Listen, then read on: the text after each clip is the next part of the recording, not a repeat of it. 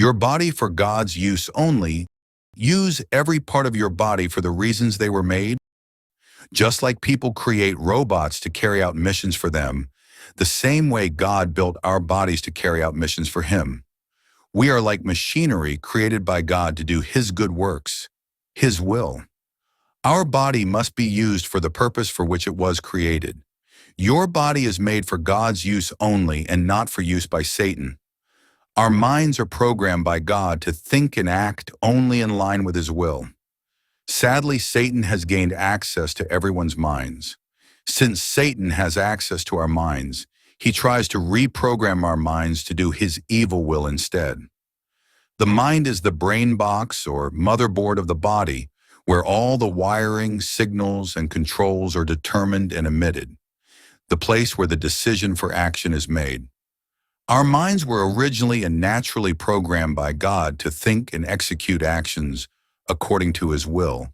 But since Satan's introduction of sin to the world, our minds are under Satan's attack to reprogram them to run in accordance with His will.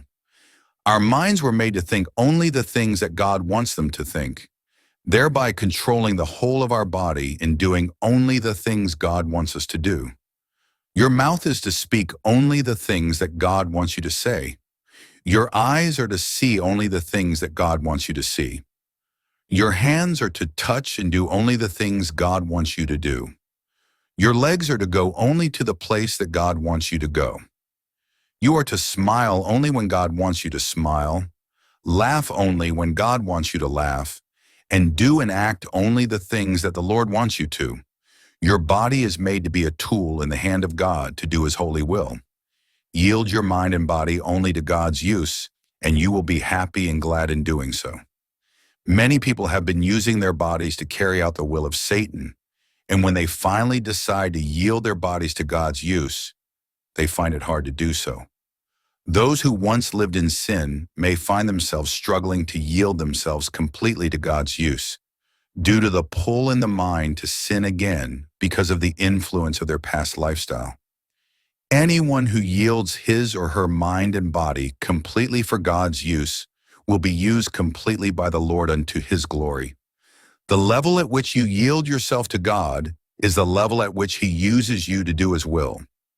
Since the goal of Satan is to change our minds from God's programming into his evil programming, we must ensure that the devil does not use us to accomplish this evil in the lives of others. We must not say things to others that will change their minds from good to bad. We must not do things to others that will corrupt their minds with evil. We must not say or do anything that will reprogram people's minds from righteousness to unrighteousness, positive to negative, or good to bad. Anyone who allows himself to interfere with people's minds to make them think or desire evil or sin, either by the things they say or do, that person has made himself or herself an agent of Satan and will receive a harsh punishment from the hand of God. Luke 17:1.